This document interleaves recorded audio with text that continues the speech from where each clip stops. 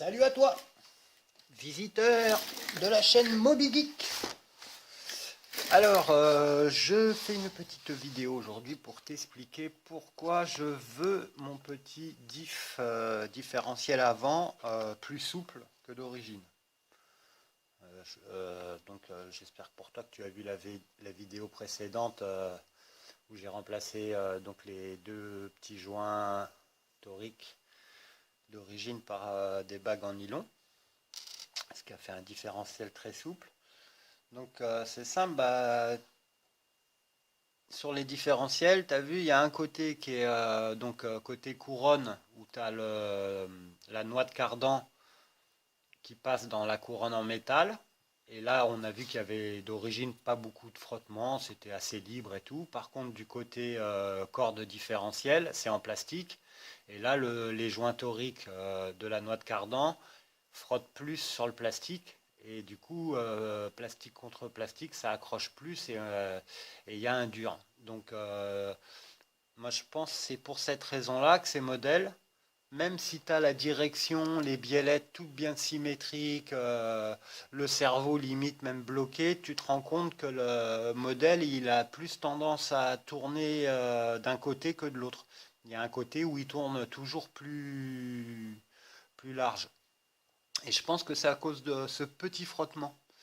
Parce que du coup, si tu veux, quand tes roues sont braquées, par exemple, dans ce sens-là, cette roue-là va faire beaucoup moins de trajet que celle-ci. Donc c'est à ça qui sert, hein, le différentiel, c'est à répartir la charge motrice sur les roues pour que celle-ci tourne plus et celle-ci tourne moins.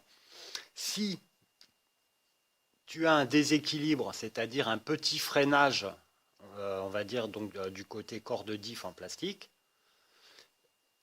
lorsque ton modèle il va tourner, si le freinage il est de ce côté-là, par exemple, et ben, en gros, ça va t'aider un petit peu à tourner.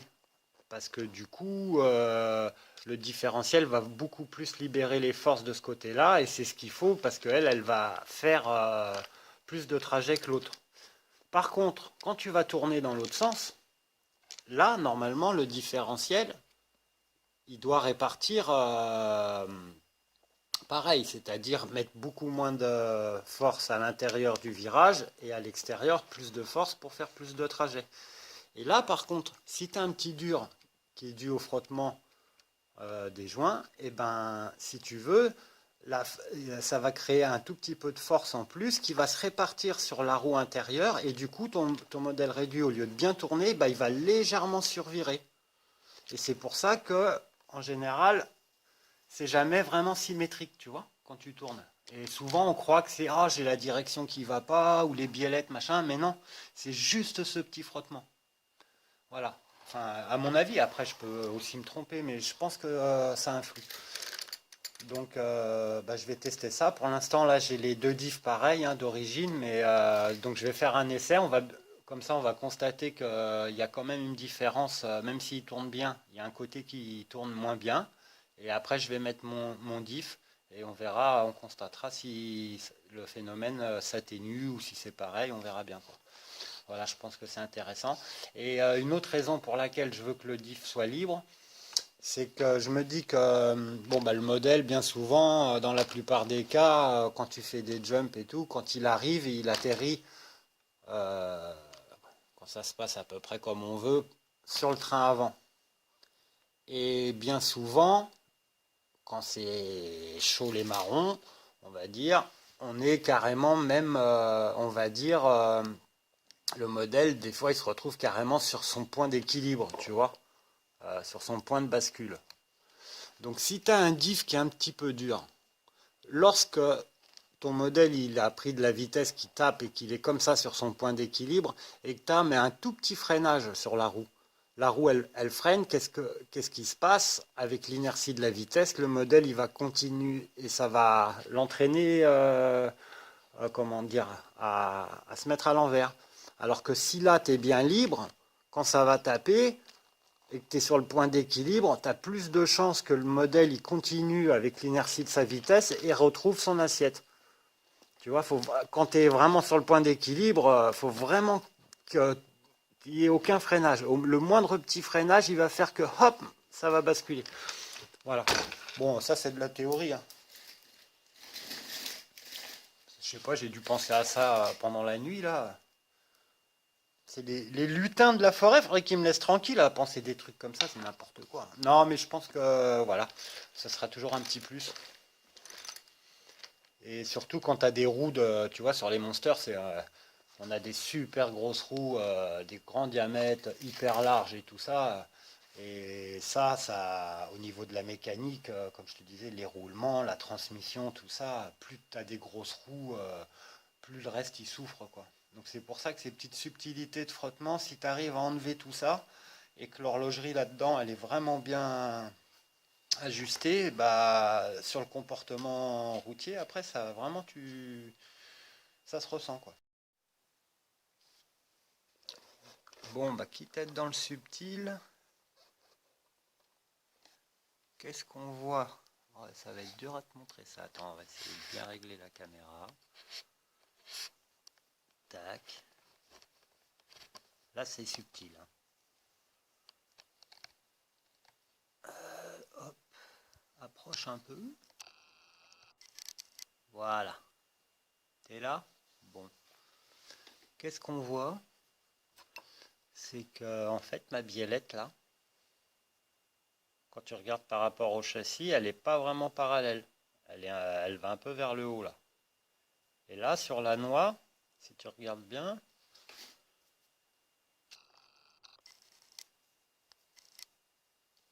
et ben ici, il n'y a pas beaucoup. Il y a peut-être 1 mm. Et ici, on a 3-4 mm. Du coup, rien que le fait de tourner la biellette de un demi-tour, bah, ça va venir. Et pour l'accroche aussi, c'est mieux. Parce que là, tu vois, plus on est haut, plus ça fait levier quand ça joue là.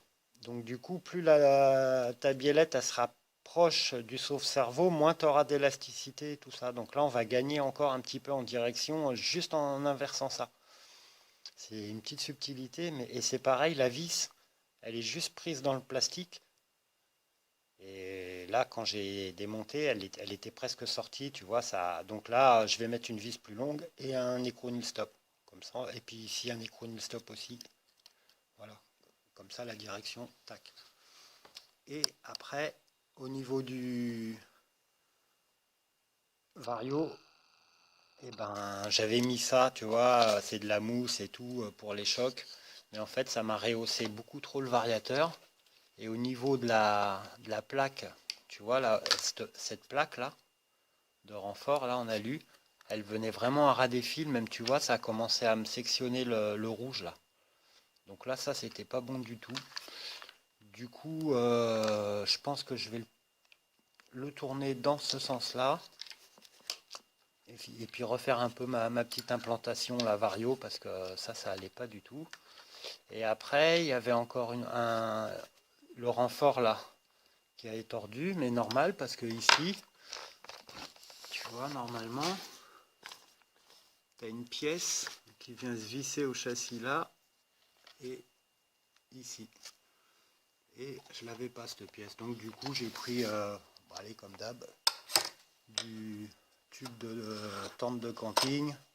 J'ai coupé un manchon dedans. Je suis venu rentrer une cheville à bois en plastique, en force, tu vois, dedans. Et puis après, bah allez hop, hein, petite finition vis à bois. Petite finition vis à bois. Et puis voilà, on sera bon. Normalement, c'est bon. C'est des petites subtilités, mais bon, il faut... Là, si je fais pas ça... C'est pour ça ça devait sentir un peu le chaud, là. Ça devait commencer à faire des étincelles là-dedans. Et du coup, ça m'a... Parce que l'eau, quand je l'ai nettoyé, j'ai quand même fait attention. Donc en fait, je pense que c'est plus ça qui a dû me secouer le... J'ai eu du bol, ça me l'a juste déprogrammé, mais il marche encore. Hein, mais voilà, si je fais rien, là, je vais à la catastrophe. Youpida. Bon, bah, c'est tout pour aujourd'hui. Hein. Du coup, quitte à renforcer, hop, on y va gaiement. Une bonne grosse vis là. à bois ou je sais pas quoi. Essayer de tarauder en même temps le renfort, tu vois. Comme ça sera vraiment...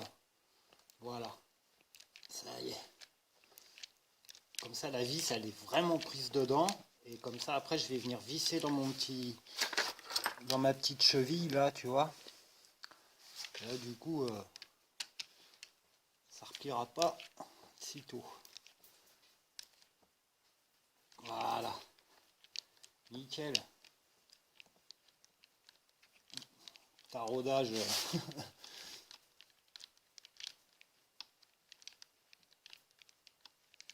Voilà. Hop, il n'y a plus qu'à. Hop, le petit machin.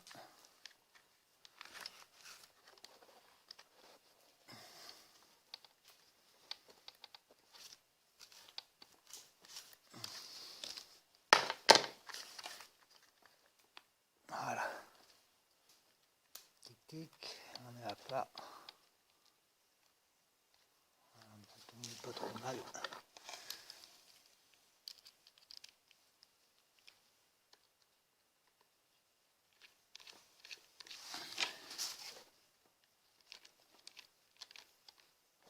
C'est bon. Ah, ça prend dans la chose. Et voilà. Hop, il n'y a plus qu'à mettre une petite vis en dessous. Là, on a du renfort. Pas de problème. Et hop, la petite vis à bois qui va bien.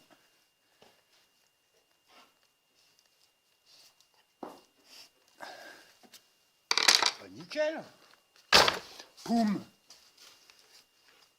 Ah. Voilà. Et il nous reste... Ah, on effleure l'arbre, mais ça va.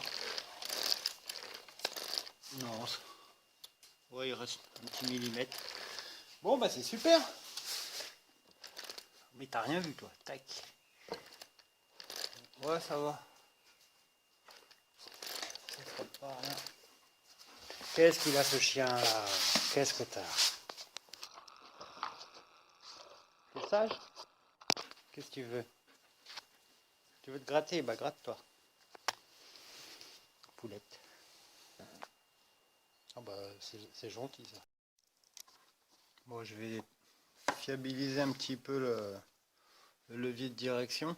Comme tu sais, là, ces petites biellettes alu, ce qui se passe à chaque fois, c'est que la bague, là,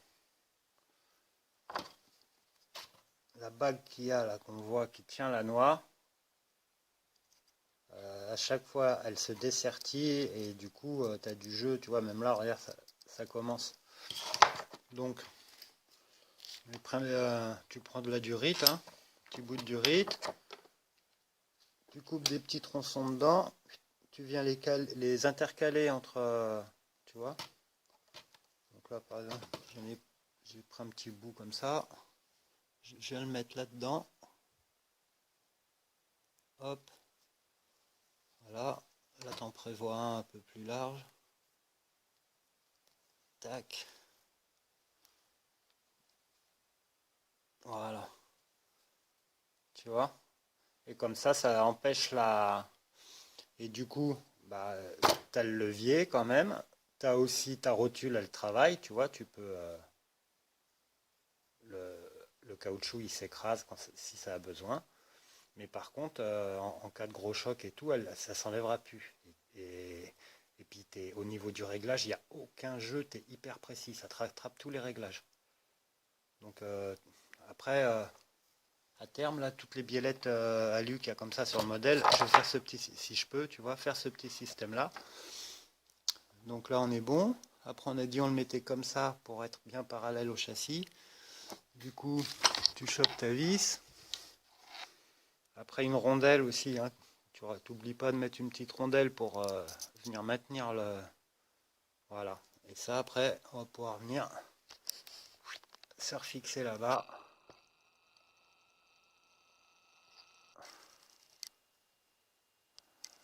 tac. Tranquillou.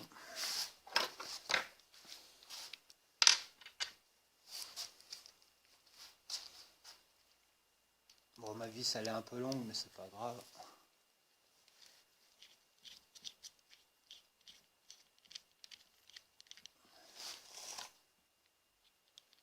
Voilà.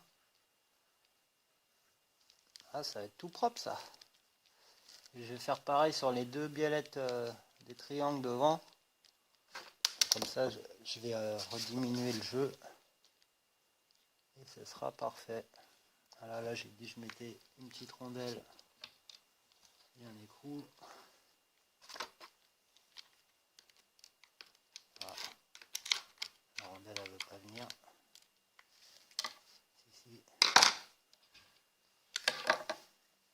Voilà. Bon, bah écoute. Je pense que c'est un bon petit système, ça, tu vois. Là, on va voir aucun jeu. Youpida. Alors, ouais, tu vois, comme tu peux voir, tu vois la petite bague qui est sertie normalement, et ben hop, elle s'est décollée des deux côtés, hein. De l'autre côté aussi.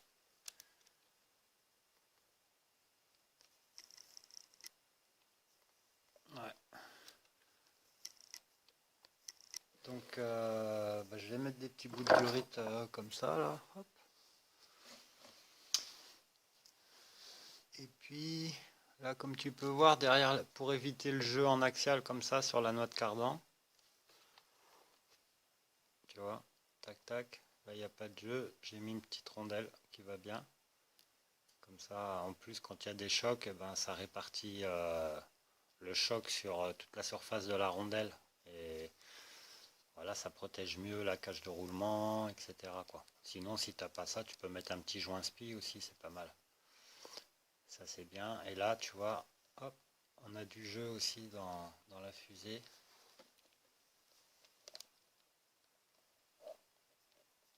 Ouais, c'est minime.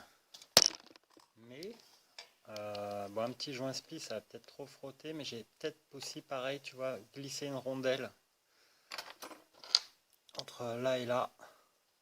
Une petite rondelle ici. Et pareil, pour les chocs, tout ça, bah, ça répartira un peu sur la surface et ça limitera le jeu. Tu vois, ce petit jeu-là, on ne l'aura plus.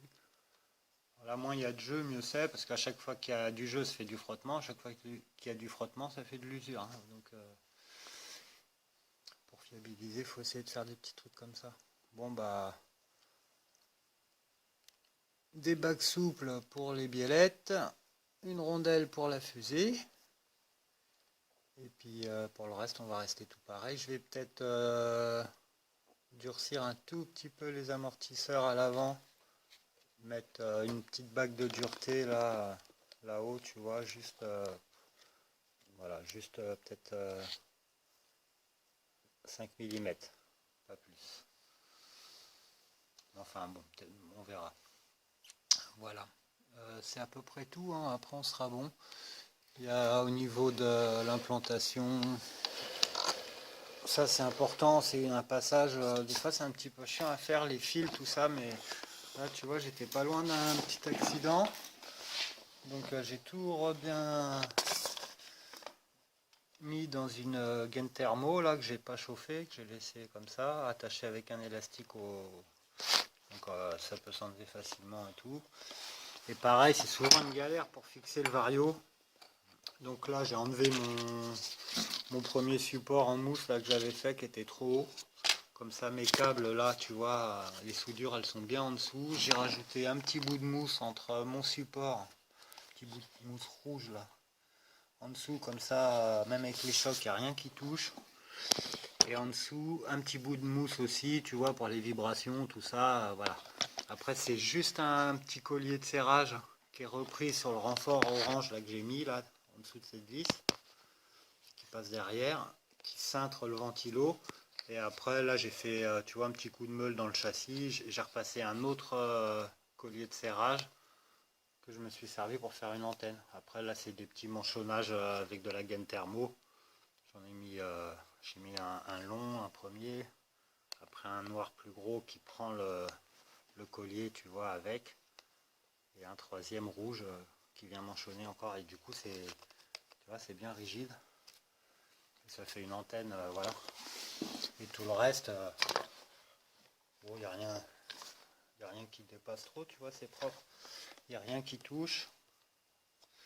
Par contre, bon, j'ai toujours pas retrouvé mes réglages de vario, là j'ai retrouvé la marche arrière, tout ça, mais maintenant ça gratte là, donc il faut que j'enlève l'expo qu'il y a sur l'accélération. Et ici ça va pas parce qu'en fait en dessous là, ma vis elle est trop longue et l'écrou il vient toucher ça vient toucher le coin là du cerveau quand on est vraiment embuté. Donc ce que je vais faire, je vais inverser, je vais changer la vis, je vais prendre une vis à tête fraisée que je vais mettre par le dessous. Et je viendrai mettre ma rondelle et mon écrou nil stop au-dessus. Donc ça va être un peu chiant à faire là parce que c'est monté, mais une fois que c'est fait, en plus ça simplifiera pour changer la biellette ou quoi, tu as juste à dévisser le nil stop là-haut et voilà. Et comme ça, mon bras de sauve-cerveau, il pourra basculer jusqu'en haut du coin sans rien toucher, parce que là ça touchait. Et tu perds de l'angle de braquage, donc du coup à cause de ça. Voilà, voilà. Bon, après on sera bon, hein. Plus que le petit réglage vario et normalement ça devrait être beaucoup mieux. Voilà, voilà. Ah, tu vois, c'est bien, à chaque fois, paf, sertissage il se barre. Et puis hop, hein, on ressertit. Limite, tu peux mettre un petit coup de glu sans coller la noix, bien sûr. Hein, pour, moi, j'en mets pas. Hop. Oh, bah, tac. Là, c'est juste serti comme ça. Hop.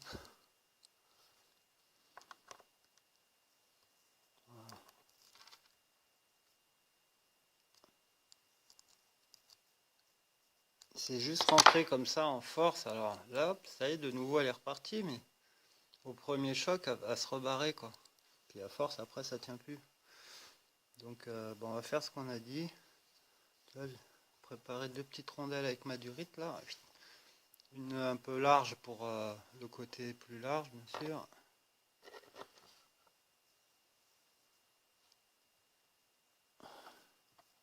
Ah, pas bien mis, là. Voilà. Hop. Et la petite sur le côté moins large.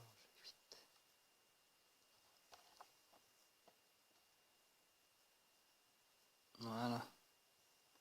C'est très bien. On va les tourner aussi. C'est un peu chiant à mettre, hein, mais c'est bien élastique cette durite là. Et... bon, pareil, ça finira par s'user, mais voilà, tu vois, des deux côtés, tac, tac, tac, tac. Oui, là, je suis un petit peu...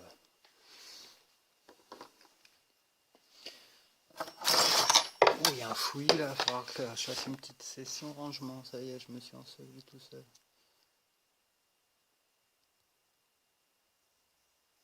Voilà. Perfect. Et hop, tu recolles tout ça avec la vis. Et normalement, on est bon. Alors, le gros côté... non, je vais mettre le petit côté, voilà. La tête de vis sur le gros côté. Il faut se souvenir que moins on excentre les noix, moins elles ont de contraintes. C'est mieux de le mettre dans ce sens-là.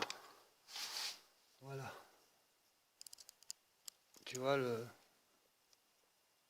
gros côté du côté du tournevis. Et là, je viens me remettre, j'étais là-haut. Ouais. Hop là. Oh bah là, t'es en direct. Bon, tu me gênes. À tout à l'heure. Je te remonte ça et puis on regarde. Oh, bon, on n'a encore pas rendu là. Je viens de m'apercevoir que le cardan du côté gauche là, où justement il y avait un dur dans le diff, comme par hasard, c'est rigolo. Bah en fait l'axe du cardan il est carrément plus du tout fixé, il se balade, tu vois. On peut le rentrer et le sortir comme on veut. Donc je vais le coller à la glu. Parce que ça le fera, je vais essayer de le faire durer un peu plus. Là tu vois la noix de cardan c'est pareil, elle est super usée. Mais bon ça peut encore rouler un petit peu on va dire. En attendant que je change les cardans. Donc ce que je vais faire là, je vais coller donc l'axe et je vais inverser le cardan. Je vais mettre l'axe collé du côté diff et reprendre le côté qui était avant au diff, qui est tu vois beaucoup moins usé et le remettre dans la noix. Comme ça, je repars un peu à neuf quoi. Puis ce qui serait bien limite, tu vois, si là d'ailleurs on voit franchement, les axes, s'ils faisaient 1 ou 2 millimètres de plus, ça serait pas plus mal parce qu'on prend pas entièrement, tu vois, regarde, sur toute la largeur du métal. Alors ça accentue bien l'usure. Et après, il faudrait mettre des goupilles plus longues et par-dessus remettre une petite bague. Comme ça empêcherait la goupille de s'échapper au cas où, tu vois, ou si elle gigote comme c'est dans ce cas-là. Parce que là, en fait, elle s'est barrée, elle se mettait. Donc du coup, mon cardan, il était entraîné que par une fente et l'autre fente limite, tu vois. Donc c'est ça aussi, après, ça a dû gratter là-dedans. Ouais, tu vois. Juste pour 2 millimètres de ferraille, ouais, faudrait mettre des goupilles plus longues. Je vais voir si j'ai pas ça, tiens.